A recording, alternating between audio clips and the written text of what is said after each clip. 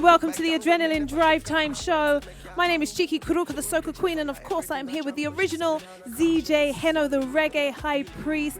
The time is officially 5:34, and it's the moment you have been waiting for. So Heno, I'm just going to say a few things to you. Bruck off your back. Gala bubble. Turn me on, sexing, do something. Baseline, gal turn up, gal them sugar. That's right, you know what time it is. It is time for us to speak to the man of the show. Konshens, welcome to the Adrenaline Drive Time Show, man. Yes, sir, Wagwan. Wagwan, we're so happy to have you here. Thank you for waking up for us.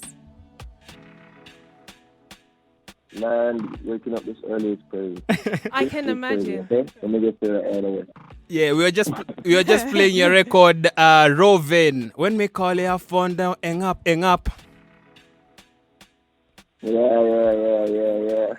But thank you very much for your time, bro. Thank you so much. We really appreciate it. But first, how are you? How are you getting along? I know COVID-19 is driving a lot of people super crazy.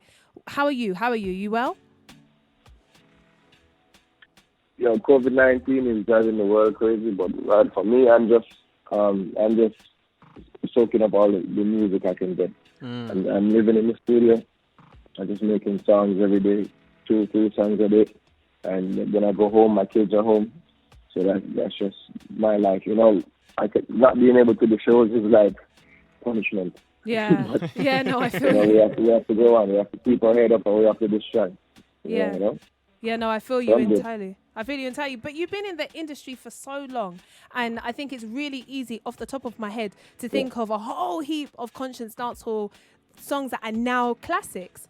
But I really want to talk about your relationship with soca music, because when I heard that you had jumped on the Tokoloko rhythm, first I was excited. Then I'm really good friends with Anson, producer, so he told me, nah, man, wait, Konshens has jumped on a jam with Nyla Blackman. Then I see the body of work, Soca Virgin. And you've worked with the likes of Skinny Fabulous, Johnny Blaze on that. Tell me the psychology behind that. What was that move about? I just love soca music too. You know what I mean? I think as artists, we tend to get caught up in our own act. Yeah. And forget that we are actually fans of music. You know what I mean? And I think like the past, I would say 6 years, I've been very open with the idea of myself being a fan of music, whether it be dancehall, reggae, soca, Afrobeat. It doesn't matter. If I love the music, I won't lie to myself. Sure. And I won't try to overwhelm myself with my work. So just me being a fan of soca music, and I've had soca hits before. Sure. I've had my first soca hit was actually a dancehall song that was really received well by the people of the Caribbean islands. So that sparked my love for the whole genre, and I started to learn about it and feel it more with the people, and I love it. Is it a different kind of vibe, though, when you're making a soca album versus the bodies of work that you've made before? Or is it just like you said, you love the music is music, we just run with it? No, it's different. It's different. The approach to soca music is totally different from the approach to dancehall or reggae. I think dancehall or reggae is more lyric driven, like the topic and what the lyrics that you have to say about it. Mm-hmm. And I think soca music is more energy driven. You know, I mean, it's all a energy, it's all a vibe, and you have to choose the right lyrics, not too much and not too little, and just give the right energy, because people are consuming soca music when they're in the middle of a party half. Sure, yeah. If you give them, if you're trying to make soca music that's too heavy on the brain, too deep to think about, you have to remember these are drunk people are trying to remember these lyrics. Yeah. So you know, to keep it as right, it's more of an energy, and you want to keep it simple and keep it coming from the heart there. I mean, yeah. Okay, from our first convo when you started talking, you said that you kind of miss outside, but you've been voicing so much in studio. So how would you call yourself? Do you think, are you recording artists? You like to spend more time in studio, or you like to be out there with the fans, them, you know, interacting, taking pictures and them thing there? Yeah, I can tell you something. In my life before music, I can safely say I didn't like to be seen. I didn't like people. I didn't like to be seen. Oh wow. Yeah, my first year in music was trouble for me because just the attention, getting all the attention, was such a burden for me. Like I wanted to be successful, but then I hated to be the center of attention. The second and the third year is when people started to reach out to me and tell me, yo, this song did this for my life, and this song is my daily motivation, and so it starts. So the attention starts meaning more to me. It's not just a fanatic attention, but more of it's coming from a deeper place. I start to appreciate it more. But fourth and fifth year, I am addicted to the people. I am so much addicted to the people. It's crazy. So to be inside now and not be able to feel the fans and see the fans and feel that energy, it's driving me crazy. I wouldn't say I'm a recording artist. I think I record pretty well, but shows is me. I like to be the right of close and personal with the people. Yeah, no, I feel you. Actually, so we call Kenya the 254 because it's our dialing code. And I actually came to your concert that you had recently in Kenya. And I think I would attest to that you and Stage have a very, very natural relationship. And it was a madness. People were jumping over the fence. Like there's a certain attraction that people have with you that is very, very unique. But we've heard your song with Afrobeat, Vibrate. We've heard some other, like you said, you've jumped on Afrobeat tracks before. Can we expect any more African collaborations going forward? You know, I want to do a lot more. I don't think I spent enough time doing Afrobeat songs. I think I need to do a whole lot more because I'm a huge Afrobeat fan. You know what I mean? Like, I love it. I love the whole movement. I love the artists. Every day is a different artist. Sure. There's a different artist that's a big deal. You know, and even the artists that are not a big deal. There are just some artists that are doing great music sounds and feels so good. So I'm going to do a lot more Afrobeat songs for sure. I have a few on the list right now that I won't tell you with who. But really? We can't squeeze come you. Come on, King. But then I want really. Come on. I'm just a lot coming and I want to do a lot more. Yeah. So I'm checking out your IG. The bio is extrovert trapped in an introvert. Could you kindly explain that, to the massive dam?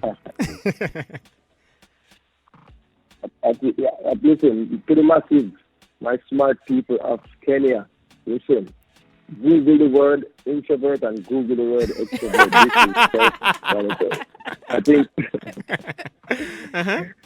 think, but to give you some insight, like, I think it's like I said this earlier, the contrast between just starting music and the person that I am outside of being Konshens is totally different from Konshens. You find that you live a certain way over the years.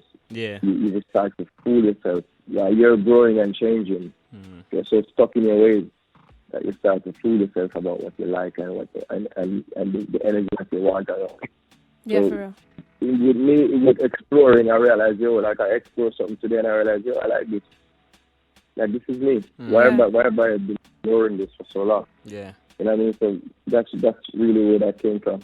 Yeah, for real. Actually, I really love your Instagram page because I think some pictures is Konshens, the sex symbol of dancehall, and then other pictures is Konshens, the family man.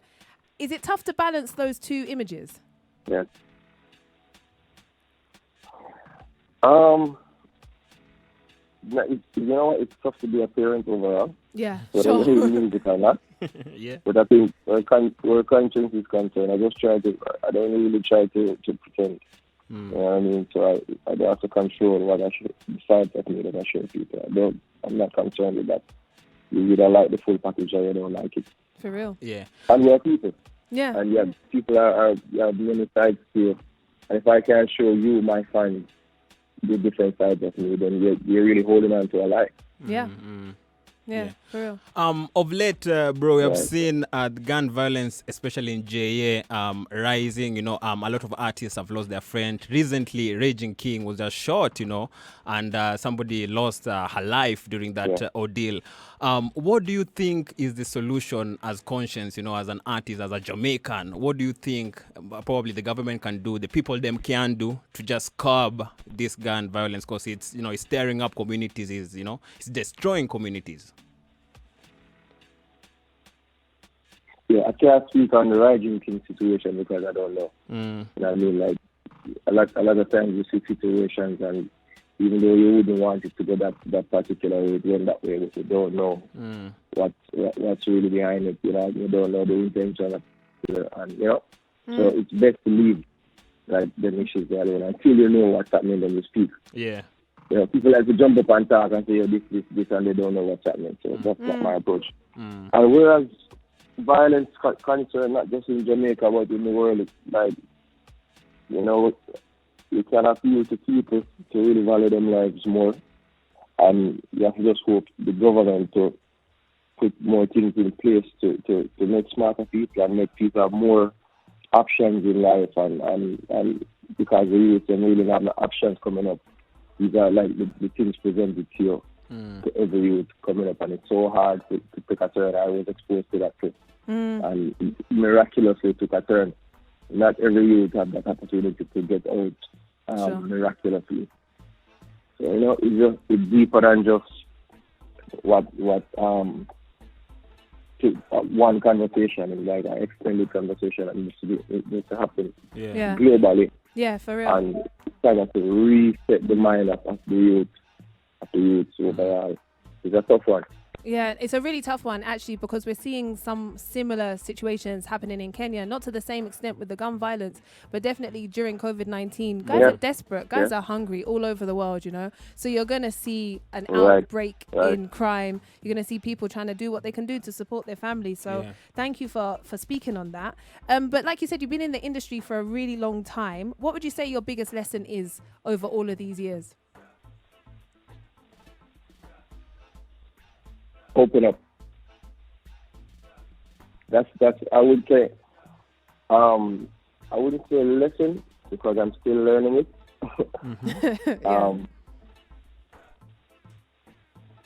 Just to open up more, because I think a lot of people have seen me and created an impression of me, and created an idea of me that's totally far from who I actually am. Yeah. And it really wouldn't have hurt if I had opened up some more to them and let some more people in.